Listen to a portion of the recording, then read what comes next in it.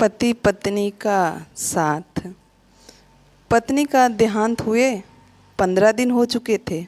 लोगों का आना जाना अब बंद हो गया था। वह अकेला बैठा पुरानी यादों में खोया था कि अचानक उसे पत्नी का लिखा पत्र मिला। पत्र में लिखा था, प्रिय पति देव, मुझे पता चल चुका है कि मुझे कैंसर है, वो भी अंतिम स्टेज में चल रहा है। मैं यह भी जानती हूँ कि मेरे पास अब बहुत कम दिन बचे हैं। मुझे यह भी पता है कि आपने मेरे इलाज में अपनी सारा जमा पूंजी खर्च कर दी है। सारे गहने बिक चुके हैं। कितनी मेहनत से बचत करके जो प्लॉट हमने ख़रीदा था वह भी मेरी बीमारी में भेंट चढ़ चुकी है। ये सारी बातें मुझे नहीं बताओगे तो क्या मुझे पता नहीं चलेगा? आपकी अर्धांगिनी हूँ।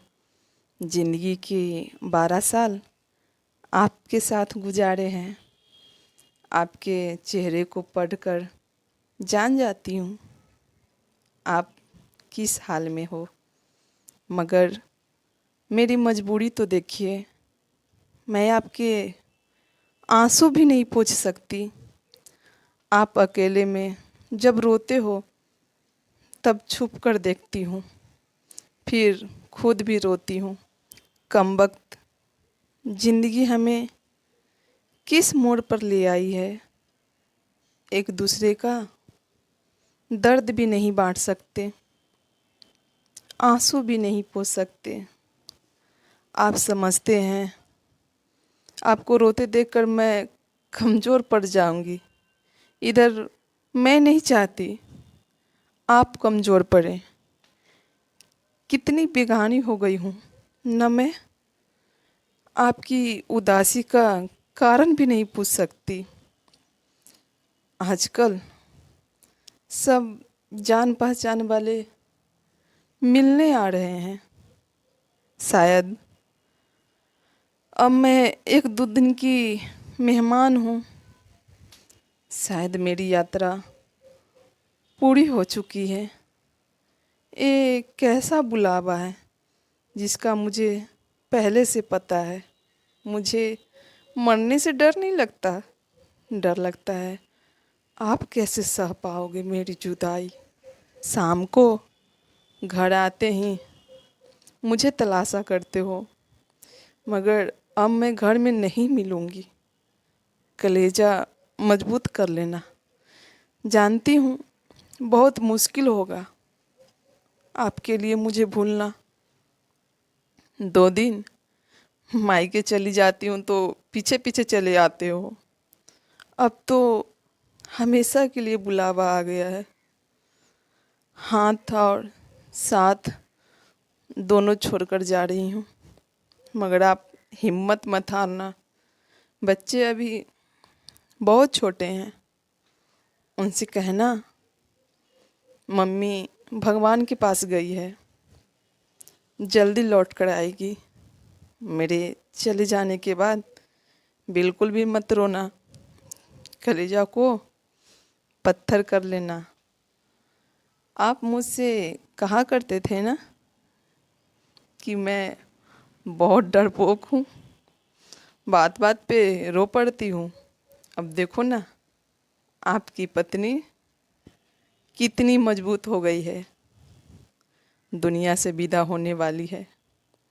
रात दिन दर्द को लेकर जी रही है, मगर एक बार भी नहीं रोई। सफ़र बहुत छोटा रहा, मगर क्या करूं, अब साथ नहीं दे पाऊंगी। इतना प्यार देने के लिए शुक्रिया। मेरे सारे नखरे उठाने के लिए शुक्रिया। मुझे टूट कर चाहने के लिए शुक्रिया। जानती हूँ आपको मेरी लत लगी हुई है, भूलना बहुत मुश्किल है, मगर आपको खुद को संभालना ही होगा। मैं रोज़ आसमान से देखा करूँगी, टाइम पर नहाना, टाइम पर खाना खा लेना, क्योंकि आपको ये सब याद दिलाने के लिए आपकी पत्नी अब नहीं होगी। अब मैं ना रहूँगी। आप आलस करना छोड़ देना। जब तक मैं थी आप घर की हर चिंताओं से मुक्त थे। दोनों बच्चों की तरह आपका भी ख्याल रखना पड़ता था, मगर आप बच्चा बनना छोड़ देना। अब रूठना छोड़ देना, क्योंकि आपको मनाने के लिए आपकी पत्नी नहीं रहेगी। अब टूटना भी छोड़ देना, क्योंकि आपकी हिम्मत बांधने के लिए आपकी पत्नी नहीं होगी। ए जिंदगी, तेरे सफ़र में इतने गम क्यों है? जो जीना ही नहीं चाहते उनकी तो बहुत लंबी है, मगर जो जीना चाहते हैं उनकी सांसें इतनी कम क्यों है? ए ज़िंदगी, अब और नहीं लिखा जाता। हाथों में दम बिल्कुल भी नहीं है, फिर भी लिख रही हूँ। आप 2 दिन से सोए नहीं थे, इसलिए आज गहरी नींद में सो रहे हो। मुझे लिखने का वक्त मिल गया, मगर अब मैं लिखना बंद करके आपको थोड़ा सा निहारना चाहती हूँ। पता नहीं सुबह उठूँ या ना उठूँ। आज आखिरी बार आपके हाथों का तकिया बनाकर सोना चाहती हूँ। आपके सीने से कान लगाकर आपकी धड़कनों में खोना चाहती हूँ।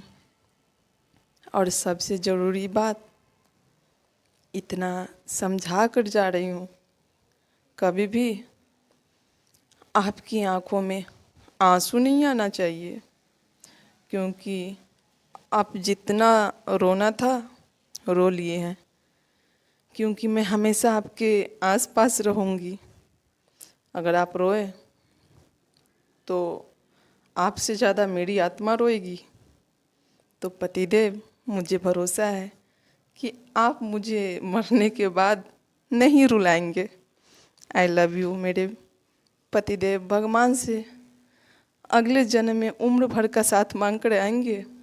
और एक बात बोलूं, आज मैं आपके सीने से लगकर वह सब बात याद करूंगी जो आपने मुझे अपनी ज़िंदगी में लाया, अपनी पत्नी होने का दर्जा दिया, अपनी अर्धांगिनी बनाया, हर पल मेरी खुशियों का ख्याल रखा। मैं कभी आपको इस तरह छोड़कर नहीं जाना चाहती थी। मुझे माफ़ कर देना। मैं अपनी जिम्मेदारी नहीं निभा सकी और बच्चों की जिम्मेदारी भी आप पर डालकर जा रही हूँ। खत पढ़ने के बाद पति की आंखों से आंसू नहीं रुक रहे थे, लेकिन ऐसा लगा कि उसे किसी ने आवाज़ दिया, पतिदेव, आपको बोले थे ना कि अगर आप रोगे तो आपसे ज़्यादा मेरी आत्मा रोएगी। पति तुरंत अपने आंसू पोंछे और अपनी पत्नी की तस्वीर देखकर मुस्कुराए। फिर उनका हर दिन ऐसे लगता था कि उसकी पत्नी आसपास ही है और वह अपने आप को मजबूत बनाकर बच्चों के साथ एक अच्छी ज़िंदगी जीने लगी। कुछ चीज़ें हमारे हाथों में नहीं होती दोस्तों, लेकिन उस चीज़ हमारे हाथ में होती है। हम कर सकते हैं। किसी अपने के खोने के बाद हम टूट जाते हैं, लेकिन अगर हमारे पास जिम्मेदारी रहती है तो हमें उसके लिए जीना पड़ता है। कहानी कैसी लगी?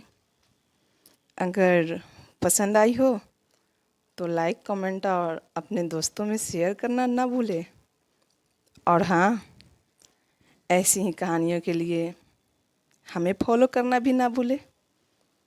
कहानी पढ़ने वाले सभी भाई बहनों को तहे दिल से धन्यवाद, और हमें सपोर्ट करने के लिए भी आपको तहे दिल